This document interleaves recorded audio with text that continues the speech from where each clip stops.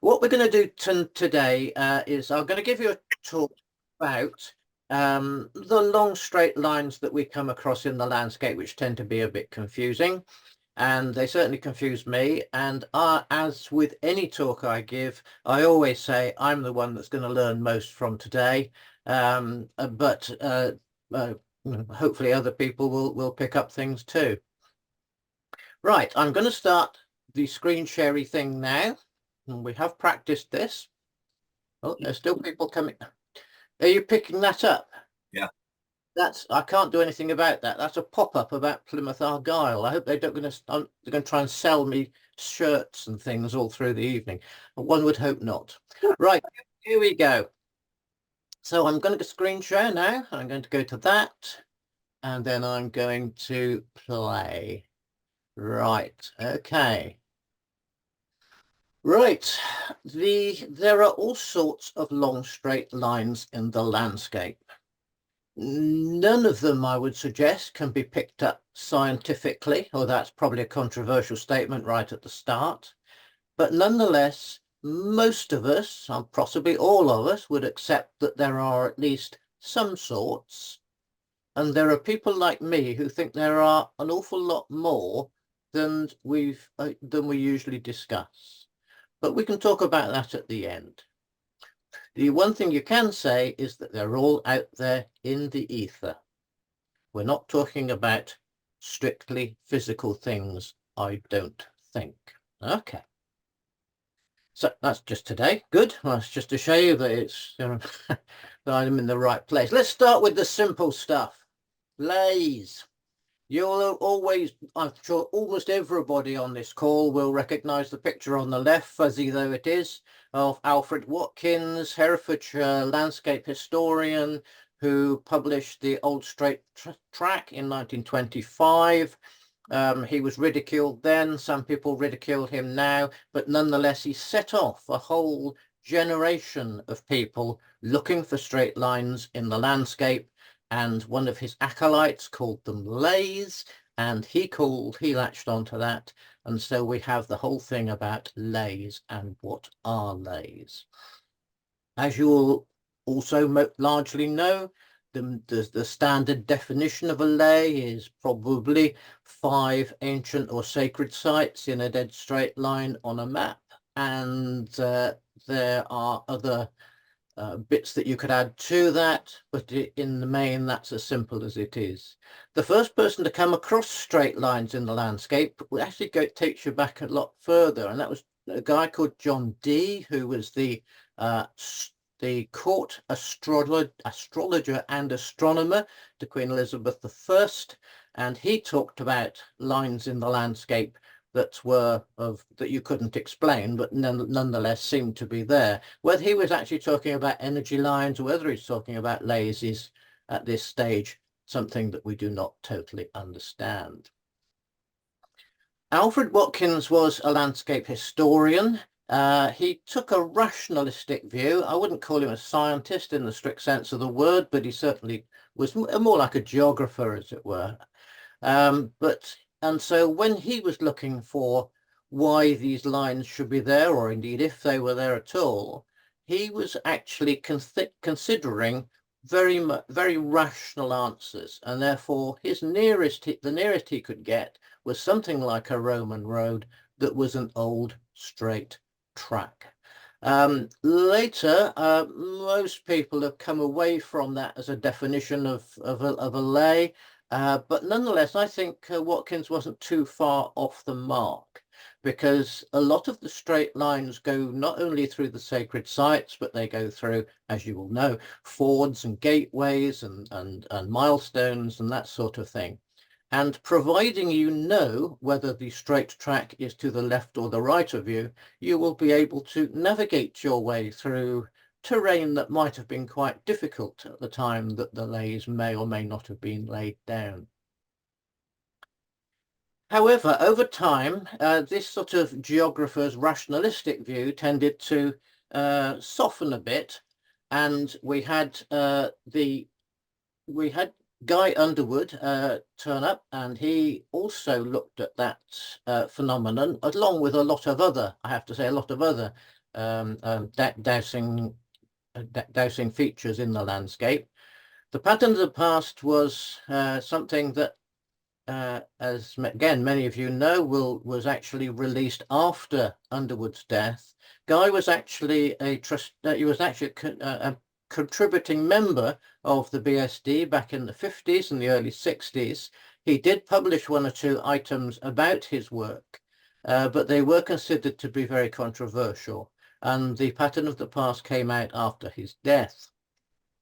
In it, he talks about straight lines, but he concentrates on energy lines. But nonetheless, Underwood's contribution, I think, was to start to say, well, maybe these things aren't to do with humanistic approaches to putting various sites in a straight line. Maybe there was something a little more etheric than that. By the time we get to John Michell and his work, John was approaching it from a very different angle. John was somebody who was a visionary.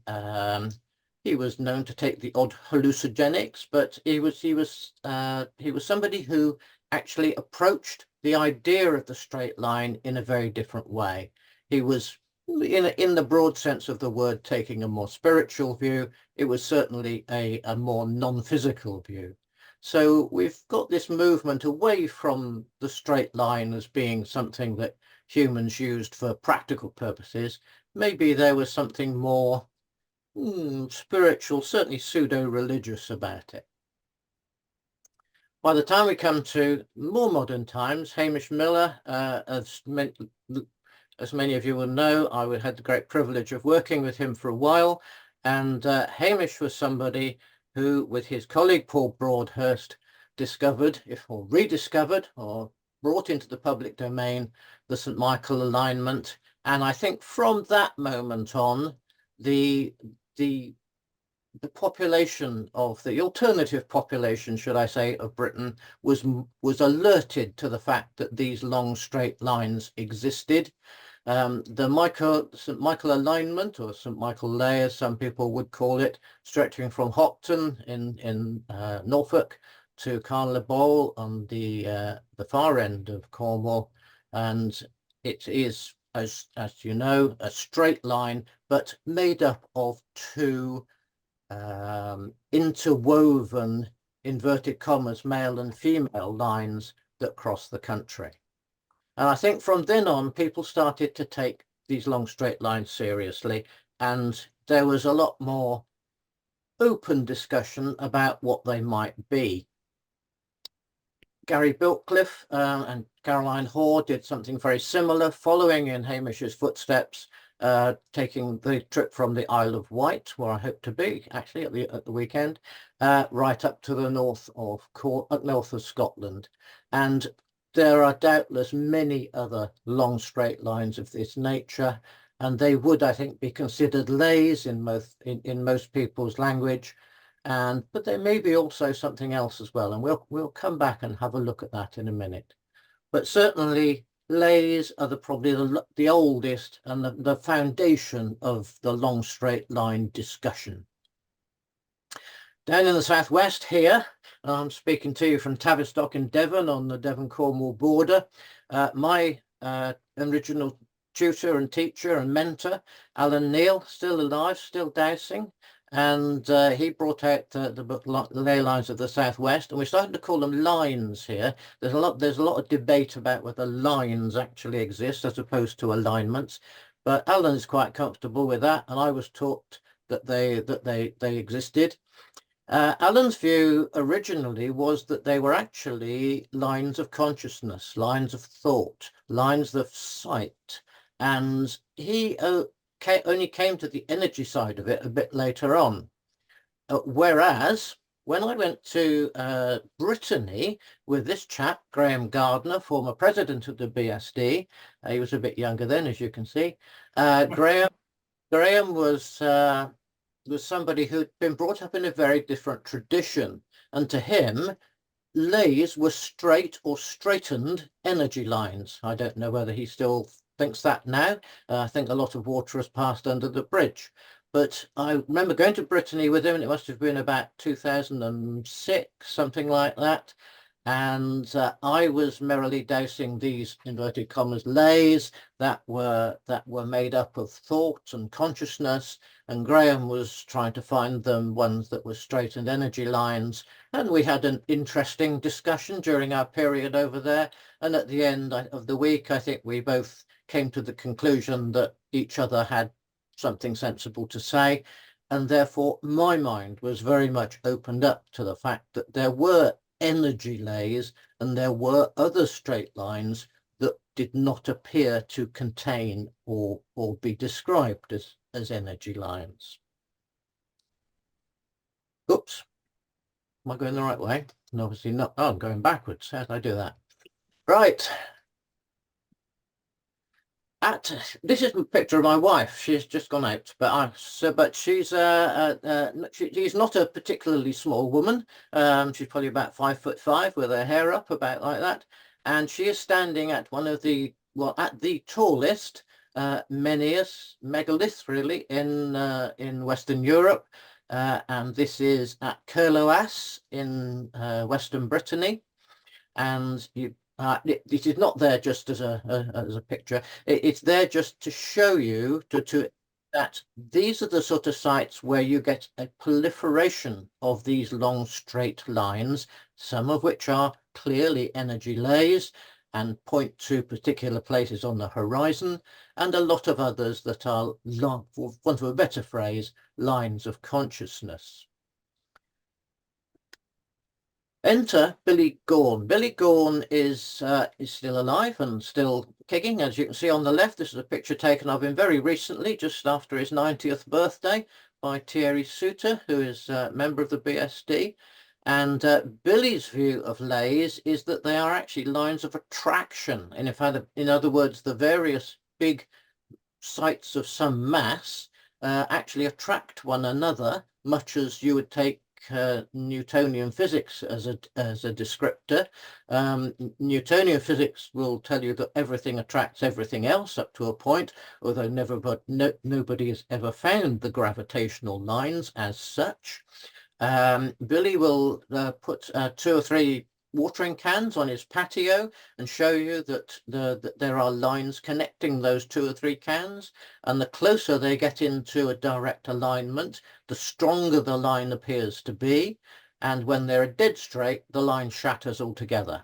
And I think Billy has come up with so many ideas that are completely different to other dowsers, and that's just a classic one. Billy will also tell you where they've shattered and what they look like, but we get into all sorts of that's a long discussion on its own. But Billy's idea, I say, was that the lines are largely lines of attraction, and maybe that's right, or maybe it's partly right. However, he did also come up with a completely new idea, or I thought it was a completely new idea, of the fact that there were interplanetary grid lines. Now, what we've have here is the fact that when you get 2 large celestial bodies, they do set up a degree of interference with one another, which could be described as gravitational linking. But what you actually get on the ground are lines that you can track down merely by asking for, can you show me the Venus line? In other words, a line that's been created by an interaction between the Earth and Venus, Mars, Jupiter, Saturn, etc. Now, when I first heard this, I have to say I was almost professionally skeptical and said, this doesn't seem very likely. I didn't say that to Billy, of course, but we're actually on a course in Wiltshire. In fact, there may be people on the call today who were on that same course. And Billy was explaining about these grid lines, and then we had a cup of tea and it was time to go out and actually find them. And Billy isn't the sort of person you argue with. He says, let's go and find them. So off you go. And a friend of mine, Frank Prescott from East Yorkshire, was sitting next to me, and he and I looked at one another and said, as much to say, I don't think we're going to find much today. And we went outside and we were looking for the Saturn line. And sure enough, we found it. And we stood there amazed.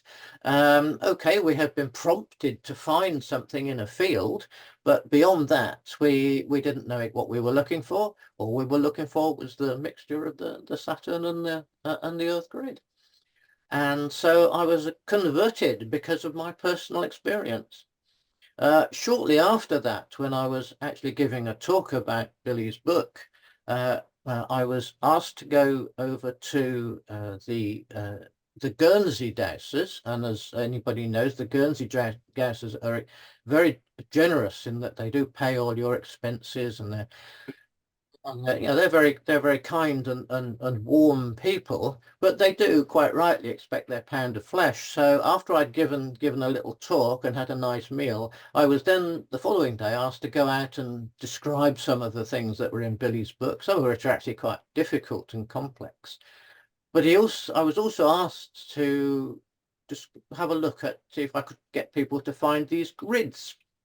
So Ros was with me, and the two of us went out into a field. Neither of us had ever been to Guernsey before. We went out into a field. We were looking for lines that we knew virtually nothing about, and we got to 15 miscellaneous people that we'd never met in our life to walk across a field and find, I think it was the Mars grid, the Martian grid, that we picked up straight away. And even I was a little bit surprised, but it just shows that it can be done, and that probably anybody on this call could find one of these grids purely by asking for them. Some of them are a bit more spread out than others. Some of them are reasonably close. The ones that you get most obviously are the sun and the moon, and there's very likely to be a lunar or a solar line running through your house, or certainly through your garden, especially if it's a big garden. Come back to that later if you wish. Who's that then? Well, that's Ernst Hartman. Now, Hartman and Curry lines really are a controversial part of the linear landscape. There are a number of planetary. We're not talking about interplanetary here. We're talking about purely Earth-based grids. Ernst Hartman, a German doctor, was probably the first to come up with the idea that there were grids on the ground that you could pick up with dowsing rods. Dr. Curry followed him a few years later, but the one I find most interesting is actually the fourth one down there, the Benker line, and I'll tell you a little bit more about that in a second, because this is the classic picture of the Hartman grid. It has a number of crossing points, allegedly. I can pick up Hartman grids without any problem. Some people believe that they are particularly harmful or particularly beneficial.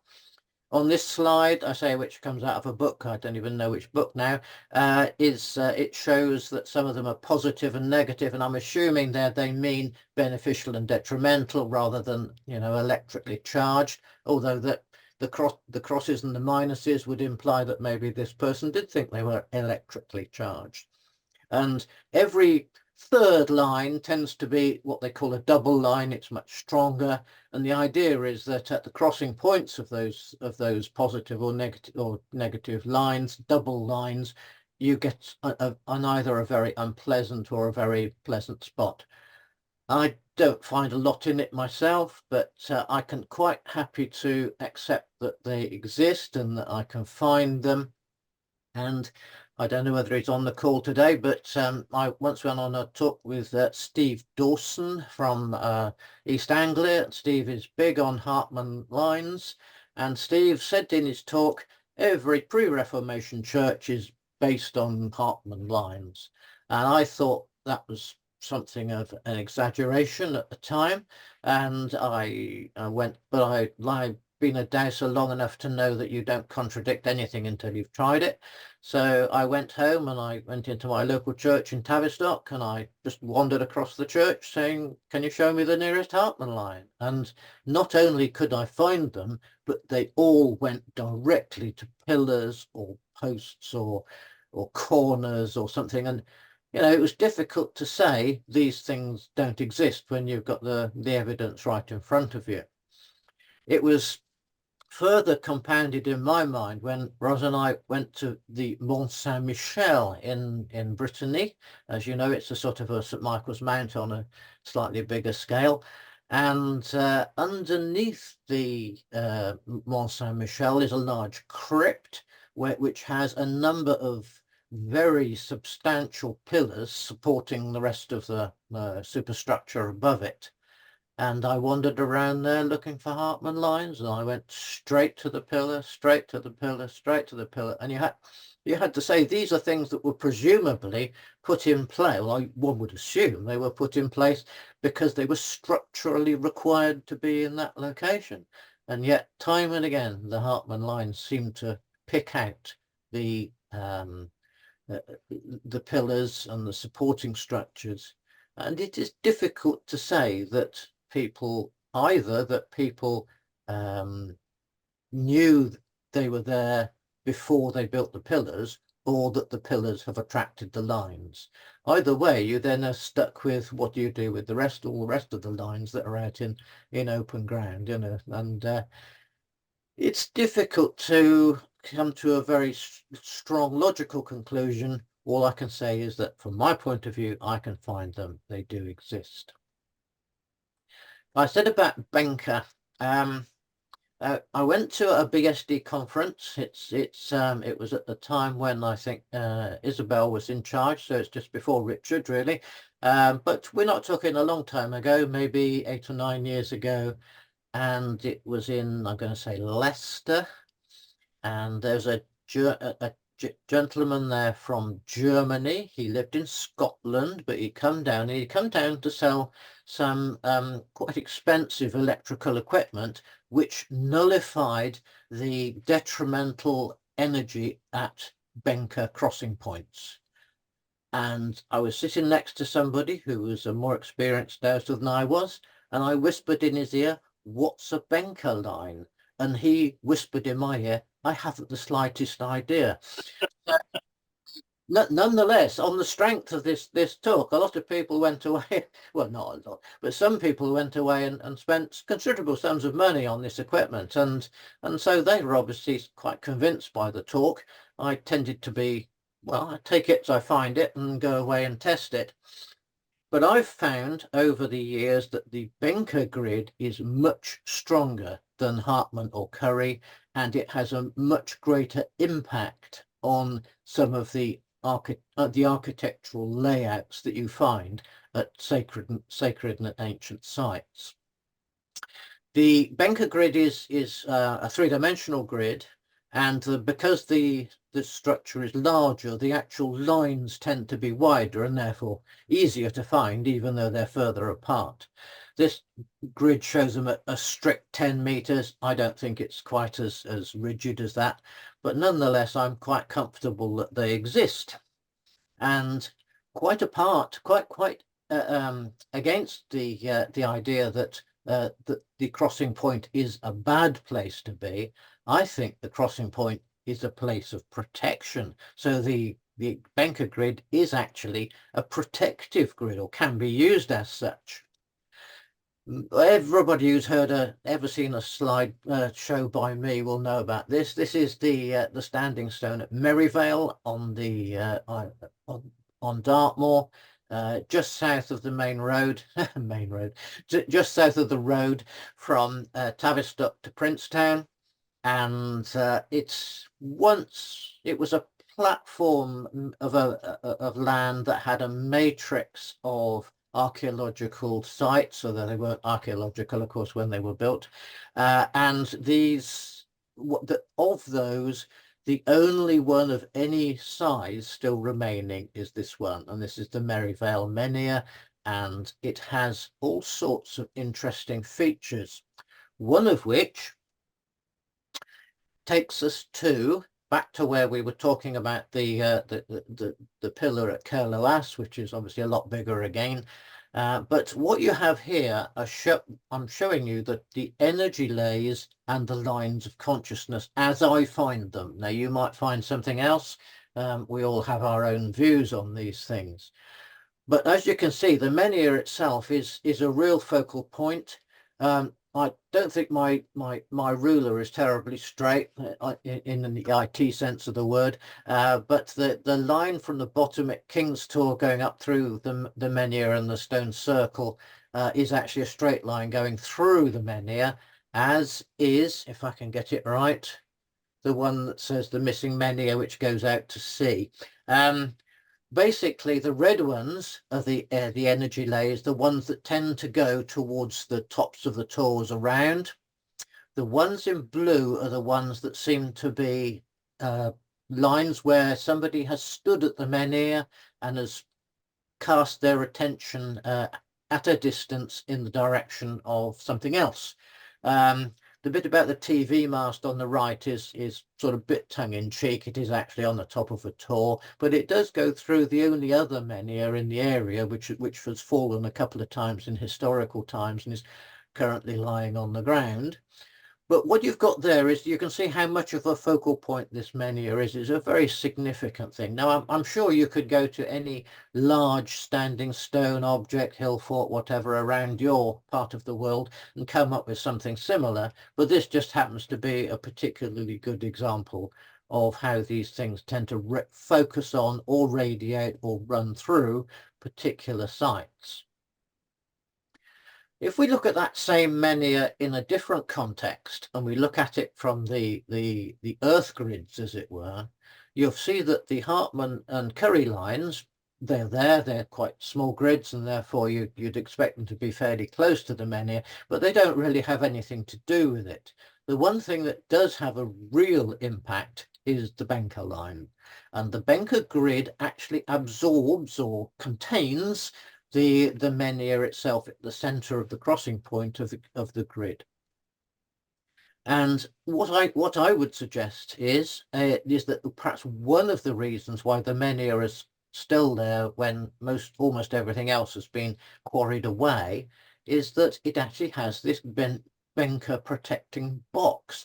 Bearing in mind we're talking about a three-dimensional scenario here, so it would be that like it's inside of a Benker, well, yeah, a box, and therefore that might have helped to protect it over the years. I'll come back to the other one a bit later on. However, if we look at Billy's interplanetary lines, when I wandered around looking for these first time, I wandered around the menhir because at least I know what I'm doing there. And I found that both the part of the Jupiter grid and part of the lunar grid seem to cross the menhir at that particular point. Any astrologers on the call will no doubt tell me what it means to have a lunar and Jupiter line crossing. All I can say is it adds another level of interest to something that could just be a piece of old stone. So if you put the three together, you find that there's actually a huge amount of information being concentrated on this one relatively small, in cosmic terms, block, and that's possibly one reason why it was put up, and indeed maybe one reason why it's still there. If we just walk away about 50 yards, we find there's a series of hut circles that relate to the time of the erection of the menhirs and the nearby stone rows. And this is the largest of the hut circles, and therefore I'm assuming that it might be of some significance, perhaps a ceremonial one as opposed to pure habitation. And as you can see, there are various lines of energy sculling across, lines of consciousness, and yeah, you'd have to work hard to make that into anything that determined where that hut circle had been created. If we look at the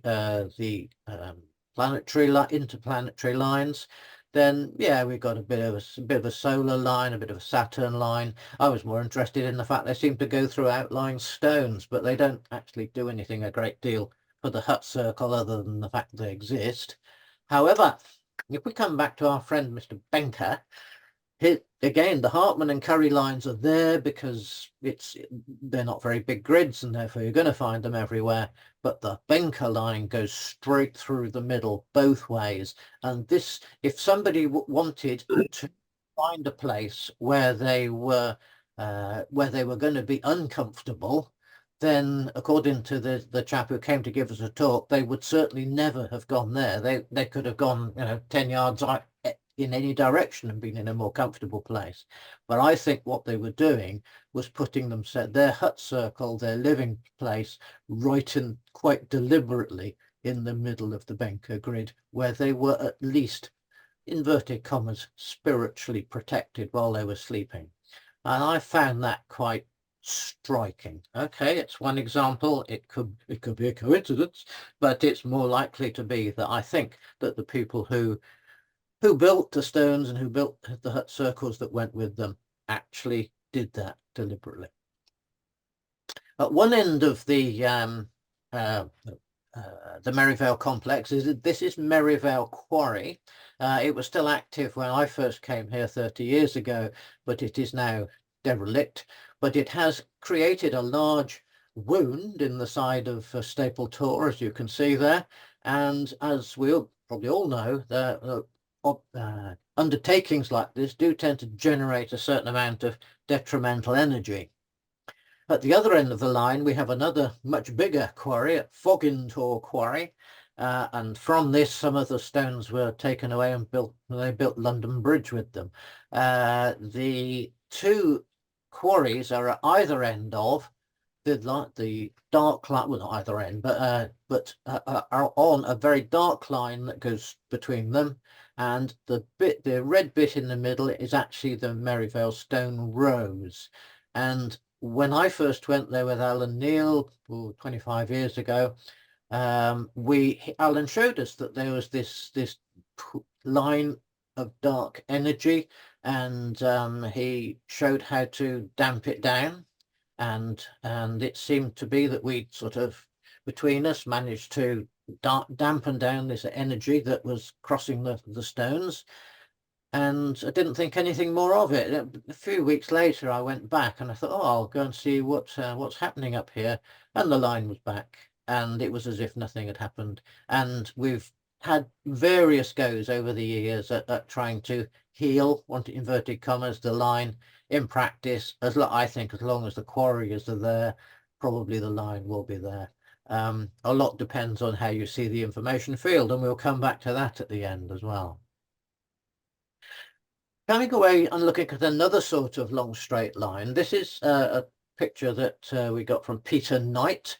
And as you know, Peter Knight and Sue Wallace have done a lot of work on long straight lines in the south of England in particular.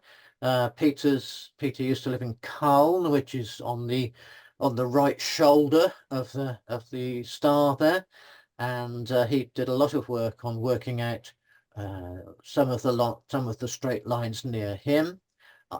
He didn't think they were leys. He saw them much more as a grid of energy.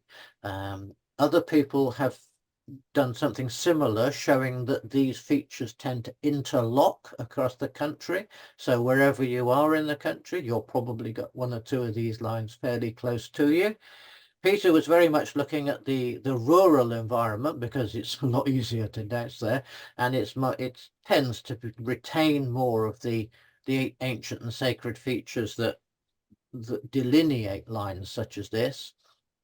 But Chris Street has done something very similar in London with the London Earth Star, and I'm very impressed with anybody who can douse in the middle of London and come up with something as esoteric as this. But nonetheless, I know he does guided walks around the streets of London looking for these straight lines. He's calling them ley lines. Well, maybe they are. I'm not going to argue with him. At the Merry Maidens in Cornwall, we have, a bit like Merrivale, a whole raft of these different lines, in addition to which there is a very strong line that goes from the north to the south, dead straight right through it, and I haven't the slightest idea what it is. I've on the one with Merrivale there, I actually showed it as the other line. That was the nearest I could get to it. But I think there are probably hierarchies of these grids, of which Hartman and Curry are probably about the smallest or the smallest detectable, but they go up to planetary scale things. Quite apart from the pure landscape lines, there are all sorts of other linear features which different people have come up with at different times, which seem to be in some way similar to those, but on the other hand have a different feel to them. A number of times people have shown me spirit lines where they believe spirit actually moves from one place to another. It's not something that I'm particularly strong on, but I can pick it up when it's been shown to me. Sig Lonergan did a whole talk on the Dedenwegen, the ways of the dead. That's in Dutch, so they are probably a bit like the like-wake lines that where people were taken for their last journey when they died, and taken to a church, and the long straight line that leads from the church to wherever they started.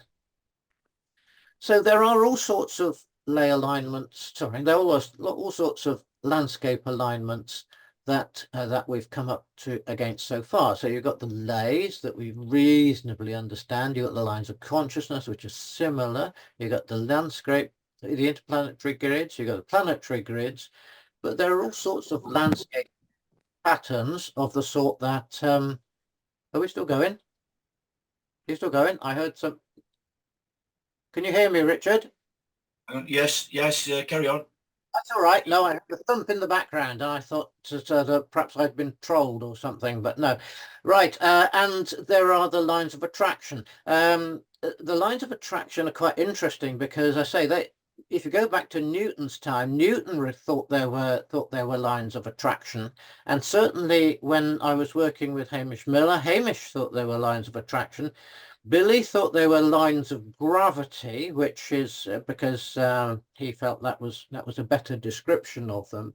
But again, these are the sort of things that I don't think you can prove scientifically, although you can pick them up through dowsing.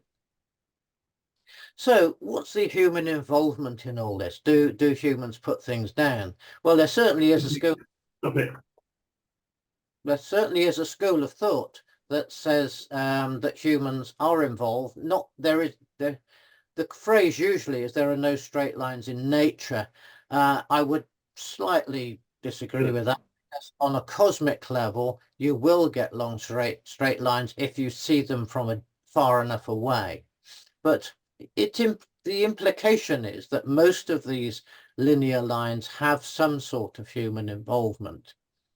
Do they contain earth energy? Well, I suppose we have to go back and say, what is earth energy? Billy Gorn himself always said he was very sorry that he'd ever used the term earth energy, or indeed the earth energy group, of which I've been a member of almost 30 years or more, because he doesn't feel that's energy at all. He thinks it's more akin to gravity, which is his phrase. But we'll come back to that in a second. Do these lines have any impact on the biosphere? I think they must do, or people wouldn't have marked them in such a significant way over the millennia. There are certainly parts of the biosphere that you can that relatively novice dowser can find that are obviously less pleasant than others. And the bit about crossing on the Benker lines, I say, isn't something I would necessarily totally agree with, but nonetheless I can see that there is an impact. So these lines may not have a physical presence, but they certainly have an impact on the biosphere. Are they benevolent or detrimental? Well, some are, some aren't, but it does depend on who's doing the dowsing, and bearing in mind we're talking about benevolence and detrimentality to ourselves, our animals, our plants, or the living world. Whether they're detrimental to something that's inanimate, I don't know. You'd have to ask it. Can you move them about? Well, up to a point. My personal view is that most of the people who move things around aren't doing anything at all. Sorry about those of you that do it for a living. But in fact, I think what we are doing is moving the dowsable effect of the line. And so to that extent, things are movable to some degree. I don't think the lines themselves actually move. I think they're sort of etched into the landscape one way or another. Do we understand them? Well, let's come back to that in a second. Are these linear features all different? Well, yes and no. Some of them, a lot of them, in fact, seem to be entirely independent and separate. But there are groups, for example, Hartman, ley lines that certainly overlap to some extent. And I think when we think about them as being different, I'm going to use the word wavelength here. It's probably entirely the wrong word to use, but I think they are all they all have different wavelengths, and that's how you can pick them up separately from one another. As you can see at the Merrivale Menhir, if we were to walk around that and you wanted to pick up all the long straight lines, well, you'd rather just be flapping about and you wouldn't have the slightest idea of what you're doing. So you've got to get clear in your mind what you're trying to dowse for, as with anything else, and at that point you can pick up all the lines of a similar sort. Do we all find the same linear features? Well, no, we don't, clearly. Some people are quite happy to say that Hartman and Curry don't exist at all, and a lot of people will think that the planetary lines are right off the radar. All I can say is that I think we pick up the same linear features when we are looking for the same thing. It's a matter of defining what you're looking for and looking for that. If you just look for a long straight line, then, well, I don't know. Do we just make it all up?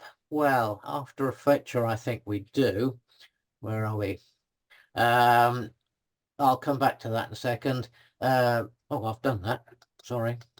Right.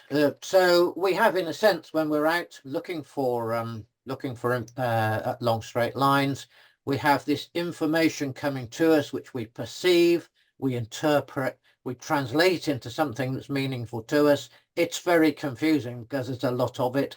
But at the end of the day, you can reconcile yourself with the long straight lines, and you can come to a kind of understanding what they are. I'm still going backwards. And what I will do, just come back to the bit at the bottom there. Are these things understandable? Well, if you're looking in purely Newtonian physics points of view, I think it's very difficult to make an understandable case for them.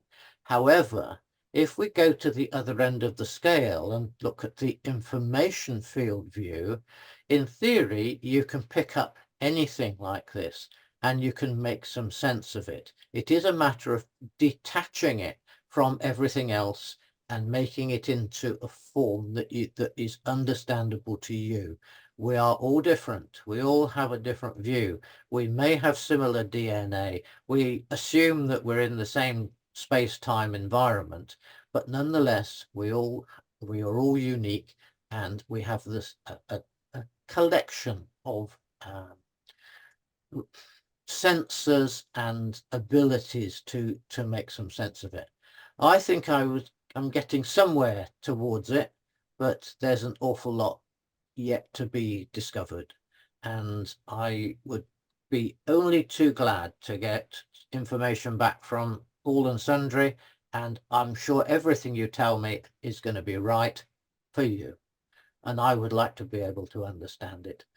We could go on all night like that, but I will pause it here. I'm now going to attempt to do something I've never done live before. I'm going to stop my screen share and put up another one, and I've got to here. And I'm now going to go to screen share. I sound like Fanny Craddock, don't I, talking myself through the cooking. And I'm going to do that and that. And this was sent to me this morning by Maeve Calvert, who is actually on this call today. It relates to a guy called Rainer Hering. I even got his name wrong the other day. Rainer Hering. And I thought I had quite a complex view of long straight lines in the landscape. This is Rainer Hering's view. It contains marvelous things like linear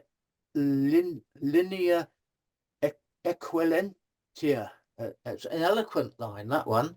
But it also has something called Curry zone, which sounds frighteningly a bit like something that we ought to be able to understand. This is a picture he has drawn of the inverted commas long straight lines in the landscape of Nepal, Kathmandu, and it seems to have all sorts of other stuff. And I have no doubt that he has drawn what he has doused or sensed or seen, and his long straight lines also have a lot of structure, as you see. And I haven't gone into structure today because it is another level of complexity entirely. But it's interesting to see that it's not just people in Britain, it's not just Billy Gorn who looks at these things. Even people throughout the world are doing it, and that's just a very good, interesting, and totally relevant and up-to-date piece of information that I didn't have yesterday. So there we go. So I'm now going to stop share, and I'm going to go back to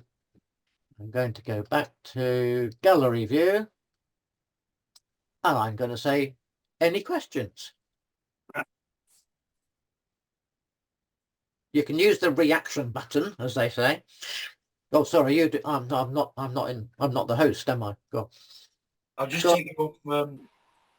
I'll just take you off the spotlight, Nigel, if I can.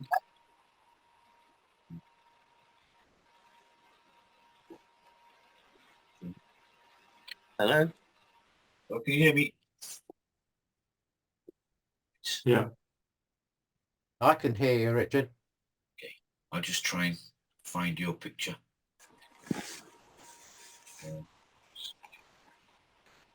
I think you've just deleted the questioner.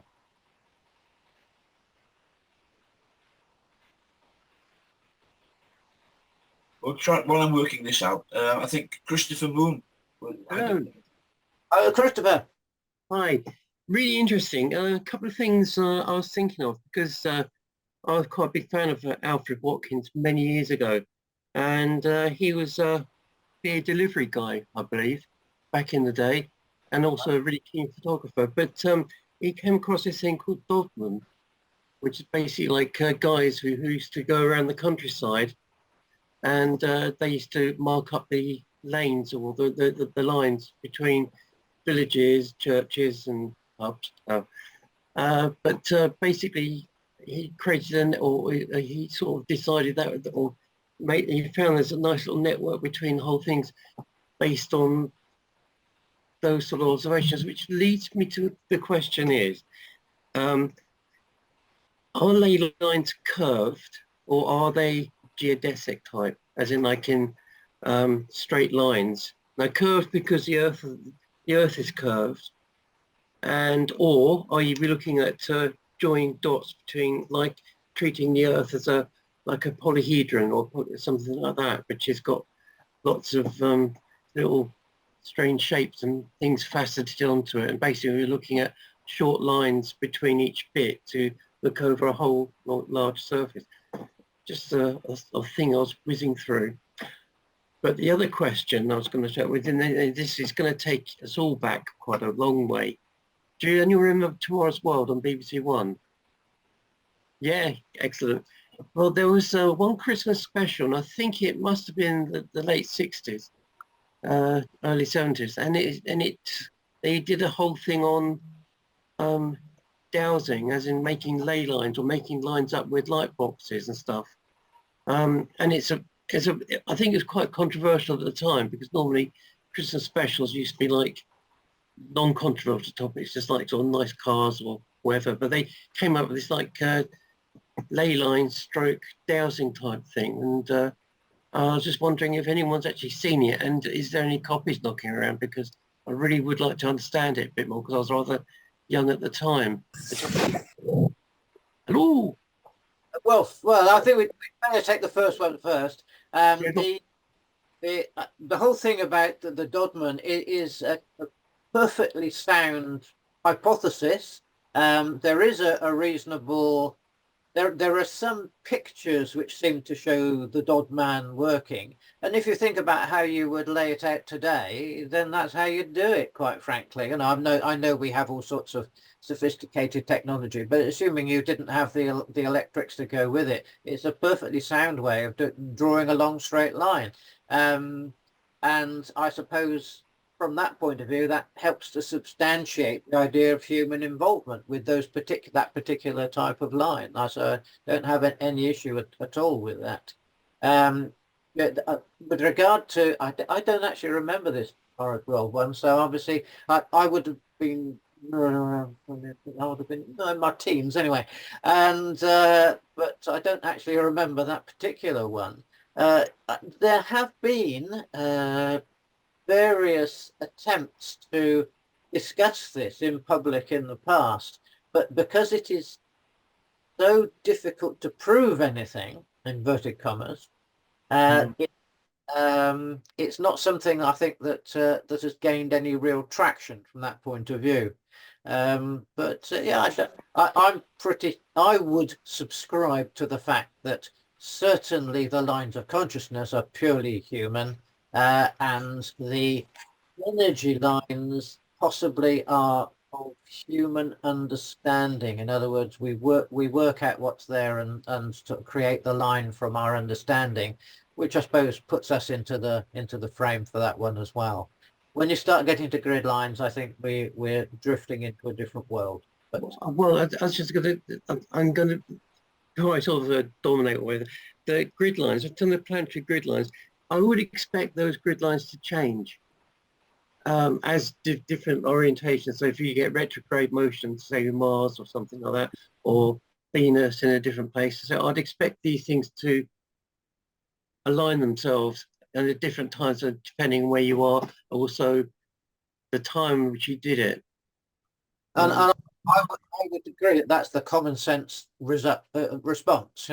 My own experience of using the interplanetary lines is at eclipses. So I suppose in a sense I'm already doing it at a rather artificial time. But certainly when I come to look at these lines at eclipses, they are essentially pretty much in the same place.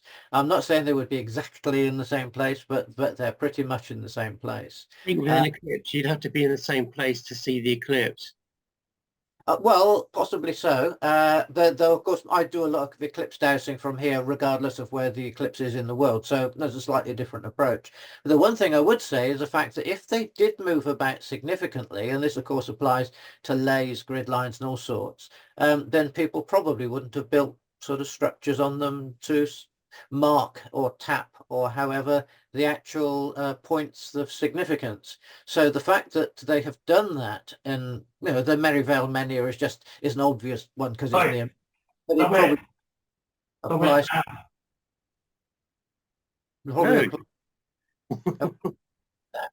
it probably applies to a site anywhere in the world, and the fact that it's been put in a particular place and that place seems to have these lines going through it implies that they can't move about that much, or of course that the site actually anchors them in place somehow. Though how you could do that on a cosmic level, I'm not too sure.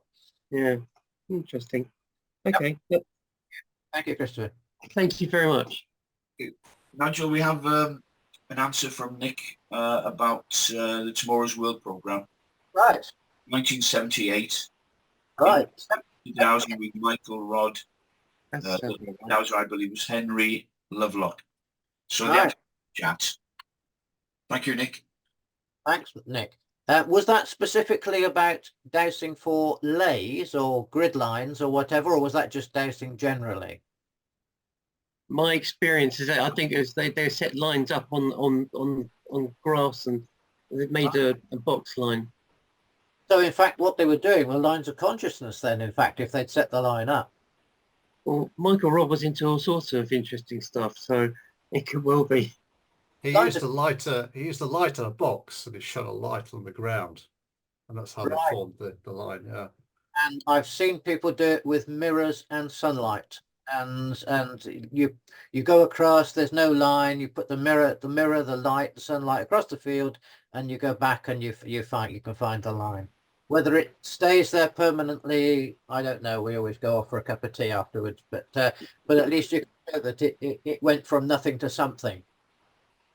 And I do actually know that I was on a course very early in my dowsing life in a school here in Tavistock, and in the playground we were asked to go out and see if we could find an energy line or straight line or whatever actually in the playground. We couldn't because there wasn't one, and then the tutor put down a line for us purely by thought, went away again, and we came back, and sure enough we could all pick up that line, no problem.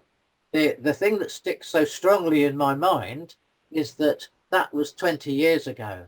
I reckon if I went across that playground now, that line would still be there because nobody took it away. And I've always been very, very critical in later years of the fact that people would stick all this graffiti everywhere and don't take it away afterwards. Do you know how to take it away? Yeah. Sorry. Do you know how to take it away? You thought it into... If you put a ley line down, for example, and you thought, yeah, great, and then basically, how do you take it away, get rid of it, rub it, erase it, or can't you? Or...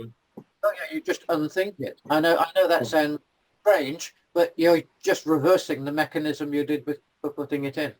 But we're deep into information field theory here, and that's dangerous territory. Thank you, Christopher. Let me go over to Alan. Yeah, thank you very much. Hey, Alan. Hello, Nigel. That was well worth sitting down for. I can vouch for being with you on the Isle of Portland when Gary Biltcliffe, was it? Yes, it was him who showed us the Venus Chapel, and lo and behold, you whisked your rods out and found that it was on a Venus line. And I know you've found the Venus Temple on the Isles of Scilly as well on a Venus line. So I'm not, no one can understand it, but somehow these lines do seem to be in the same place over time. I just thought I'd say that because no one would believe that the Romans would have found them where you found them as well. But I wanted to ask if I could just beat about the bush. So again, I've got Maeve Calvert to thank for this bit of information. She's sent me an ebook called The Weatherman's Guide to the Sun about space weather. And there's something called an Interplanetary Magnetic Field, or an IMF, which is defined as the magnetic field connecting the planets to the sun. So my wondering is that do these planetary energies come to Earth via the sun? And on a more simple note, have you ever tried dowsing these planetary lines in the dark? That's a good question. It's not there. I suppose I have, because the latter part of the question, because when I douse eclipses that are on the other side of the world, then I am in the dark because it's normally the early hours of the morning. So that sort of is that side of it. But in terms of how they come to be there, well, I think there are a whole load of different ways in which the long straight lines appear. Some of them probably are human, some of them almost certainly geological, and for me leys are essentially geological features, and people can shout at me about that, but there seems to be a variety of things, and certainly the cosmic side of it is something that I think is very relevant, and I would suggest that the cosmic forces that you do encounter on the surface of the Earth probably are doing something with long straight lines. It's just it's the way in which we pick it up. It's not the way it's laid down necessarily. Yeah. but it's about how you interpret the information in a way that's meaningful to yourself. Yes, thank you.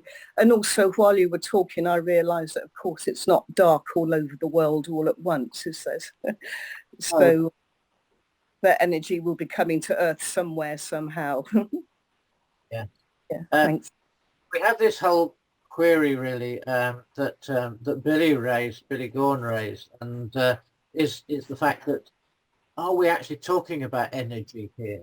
He got concerned because, having sort of broached the idea of energy, people assumed it was electrical energy or maybe electromagnetic energy, and that wasn't his idea at all.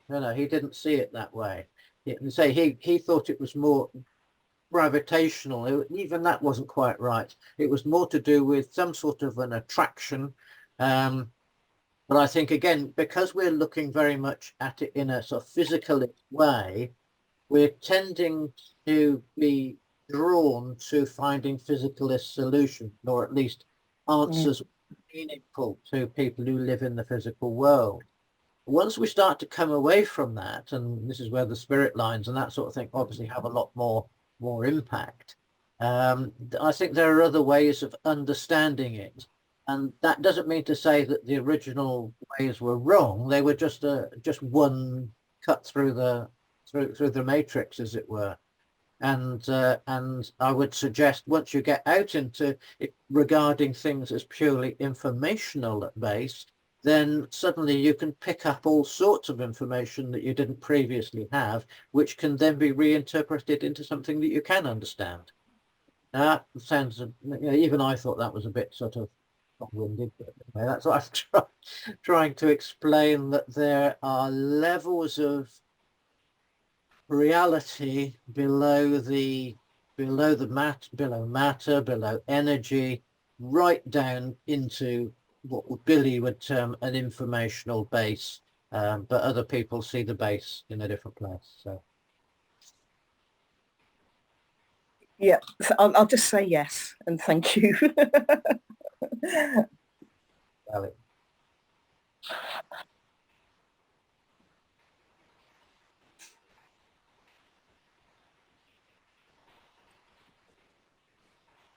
Don't think there's any more questions, Nigel.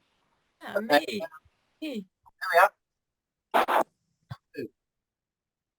Can I ask something? Yeah. I recently dowsing local landscape, and I came across what I've identified as a black line, but I can't find any information about what a black line is. Right. Okay. Yeah. Is, when you say a black line, what it told you it was, or what you? I went through a list of things in a book about geopathic stress, and that was the thing that I identified was needing healed. I was looking to heal an area of the landscape, and it was the black line we had to heal first. Right. Okay. Well, by and large, the black lines would be regarded as something that are particularly detrimental, presumably detrimental to the people that were writing the book. So we're talking about humans here in the main. Not everything that's detrimental to us is also detrimental to animals, plants, or indeed anything else. But so we have to define our terms a little bit. Healing black lines it can be difficult. I say we had several cracks at this one in across the Merrivale stones, and it seems that as long as the features are in place that caused it to come into place, then you can't do a huge amount about it. When I've come across this in people's houses or in my own house, I've tended to think that it's actually better to try and shield yourself than try and move the line. I'm very dubious about people moving lines around. We are in an interconnected matrix that covers the whole of the world, and if you shovel a bit here, then maybe somebody in Brazil falls off a horse. I don't know. We have to be a little bit cautious with these things, and so I would say that yes, you can help people to deal with their black lines. I doubtful if many people could actually eradicate them altogether. I think I'm going to get a flea in the ear for that from somebody in a minute. Dave, is it all right, Heather? Yes, that's fine. So, It's obviously a more complex picture that I'm working on, but the black line was the starting point. So, yeah. Thanks. okay. Go on, David, you're next. Hello, Nigel. Thank you. I'm working. Lovely talk. The three planetary lines, you know, my opinion on that, I've voiced it before, but the planets traditionally have been associated with a colour. Yeah. They're also given a sound. Yeah. And which is a colour. Yeah. If you've got a line of a certain colour going through a place and that colour associated with Saturn or Mars or Jupiter, that's maybe what they're talking about. Simply the colour of the line rather than the line coming from the planet, which I find unlikely due to the fact that we are spinning and the planets are spinning in a different orbit, and they would never stay in one place for more than a millisecond. But if you look at it from the point of view that the planets were associated with a colour, and all the lines have a colour, or some of them have various colours, then that kind of makes sense to me. And I wouldn't disagree with that at all. I think we all have, there are probably a number of different ways that you could explain it logically, and that's a perfectly good logical explanation. So I've got no issue with it. I would say there are different ways of looking at these things. And I would say that once you're out of the physical realm, probably spinning planets don't actually make a lot of difference, because they are in three dimensions, whereas of course once you're out of those three dimensions, you're talking about something else entirely. And at that point, then I think there are different ways of understanding and explaining it. But we do have to explain it in ways that are meaningful to ourselves. And I certainly are beyond my ability to explain things that I think that I have come to understand are there. And whereas I have to say, you've got a slightly different paradigm, but you're able to make more sense of it and convey that to others, and that's very credible. The other thing is the magnetic lines. So if it's magnetic, if I was to take a magnet and look at the lines from a magnet, they're electric blue. If I'm out in the field looking at lines and I see electric blue line, there won't be any other colour to it. It'll just be electric blue. Right. And I assume that they are magnetic lines as well.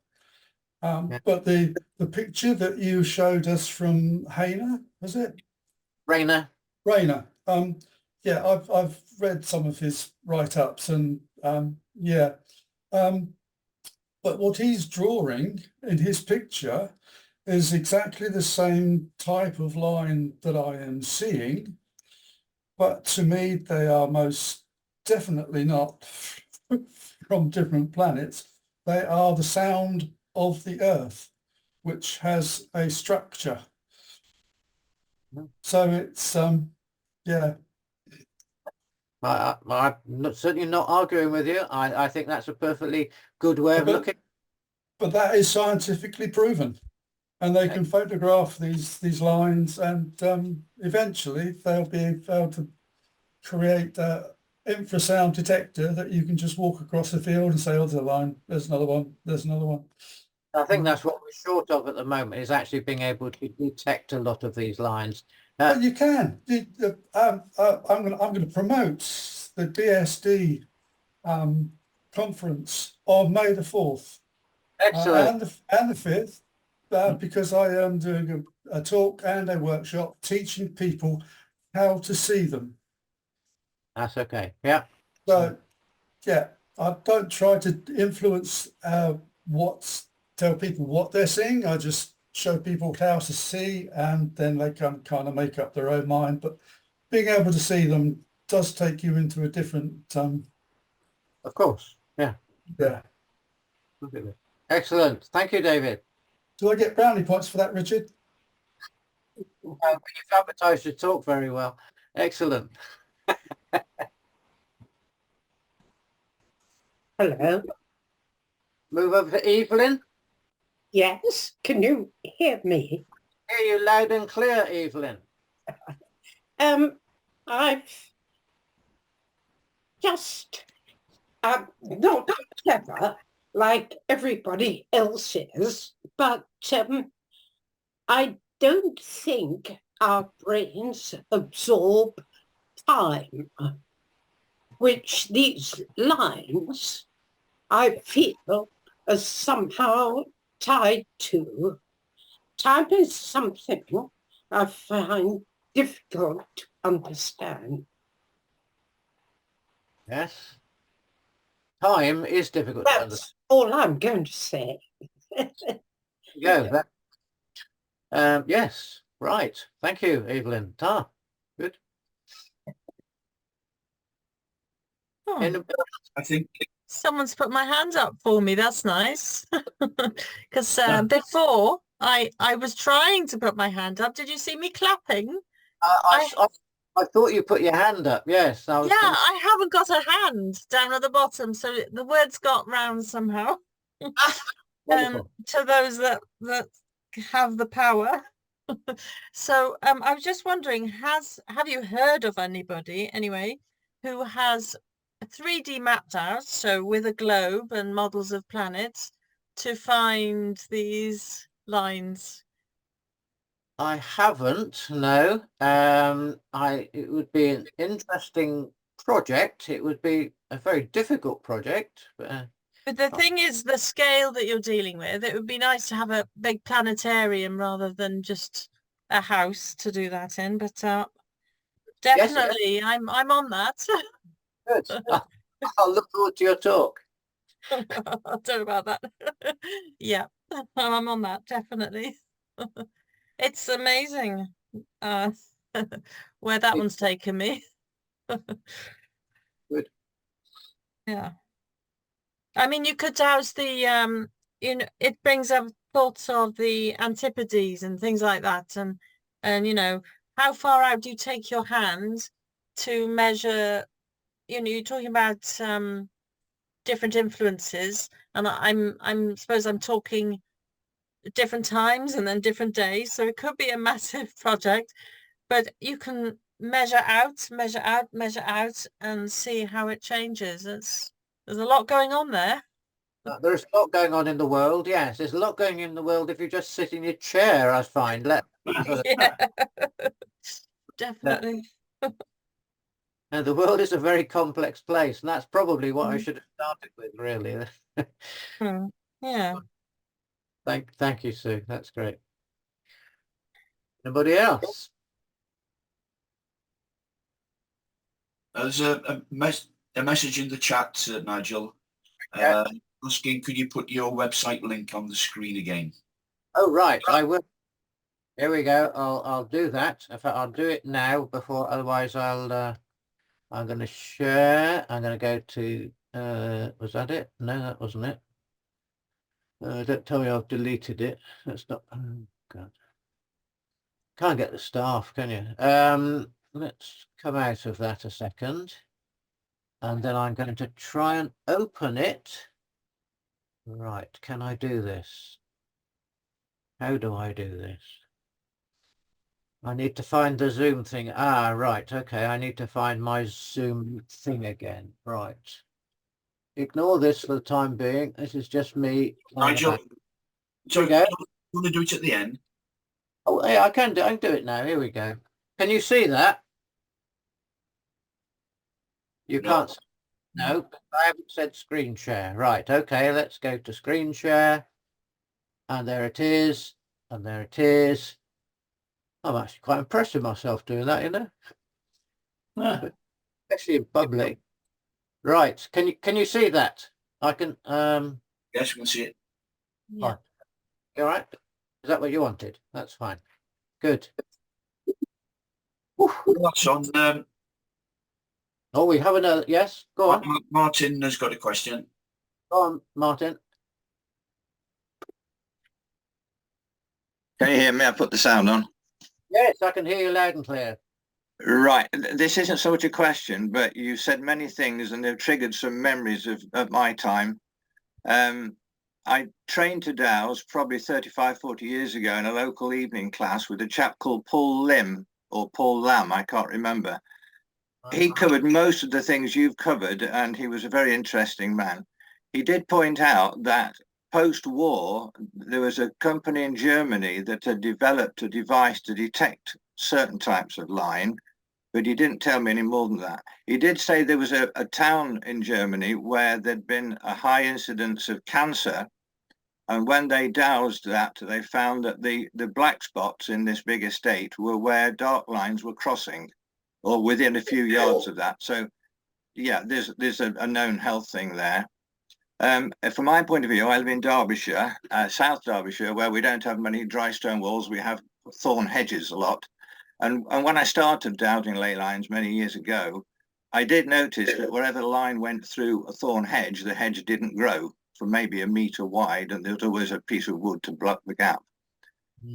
A few years ago, I was on one of my outward country walks, and I came across some strong lines. I don't know which network they were, but they're what I call directional lines, whereas if you walk along them, your rods will spin.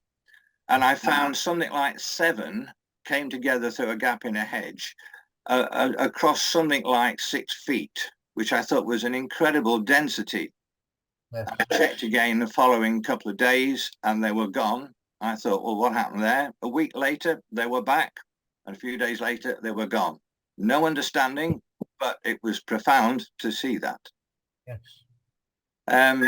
Another point I've just put up, many years ago, a friend from Norway, whose house is on the Michael line, I believe, came to England and wanted me to chauffeur her around while she did various energy work. And she took me to Stonehenge. While she did things, I just thought, well, I'll sit on a line and just think. And I found myself in conversation with a dark woman claiming to be Anne Boleyn. I just thought it's what you talk about, information fields and lines of mental lines. So I guess what I was doing there was I was tapping into something which connected to a consciousness of some kind. So yeah, you've just brought back lots of memories, that's all. So thank you very much. That's really good. I ought to know the name of the guy. It was a German doctor. It was 1928, and somebody on the call. Paul? Sorry? Is it Von Paul? Oh, thank you very much. Good. I knew somebody would. Oh, that's triggering my mind, which is sort of a bit scattered at the moment, I must admit. But there we go. Thank you very much. Can you spell that, because I missed it? Go on, Melanie. Oh, Von, I think it's PH. Oh, well, I'll find out and put it in the chat. Okay, thanks. Check. Very good. Excellent.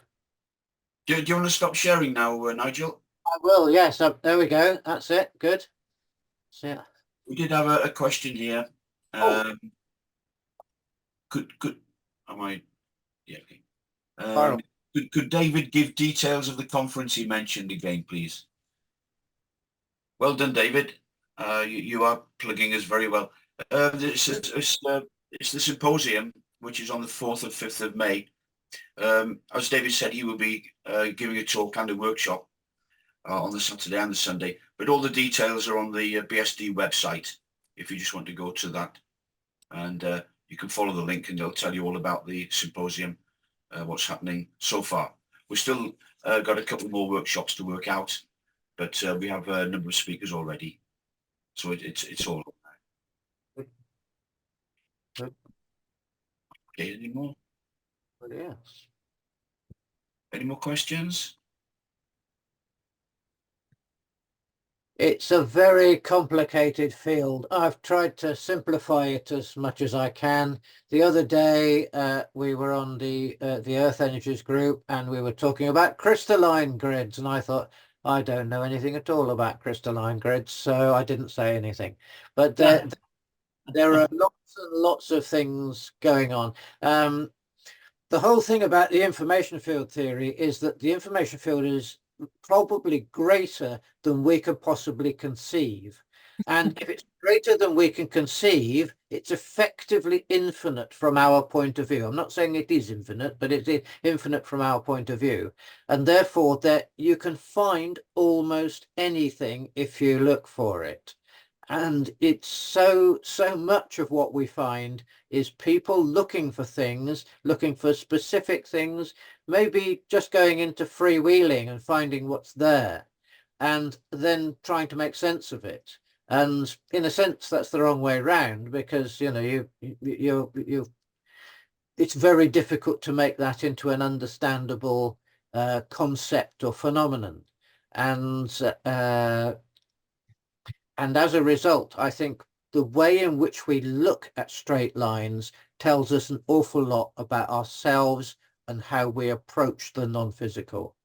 And you will find people who don't approach the non-physical and therefore don't find anything that's not physical.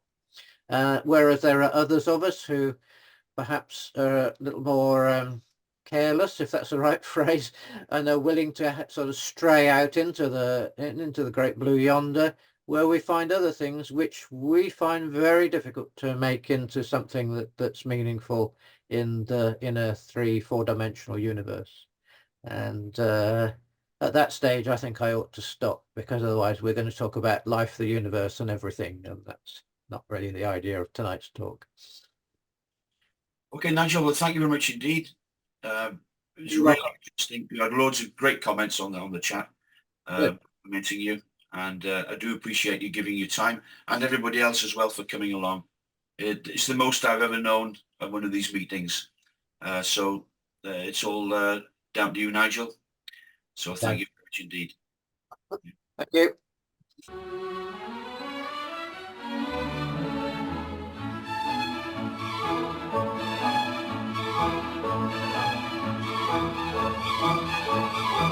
you.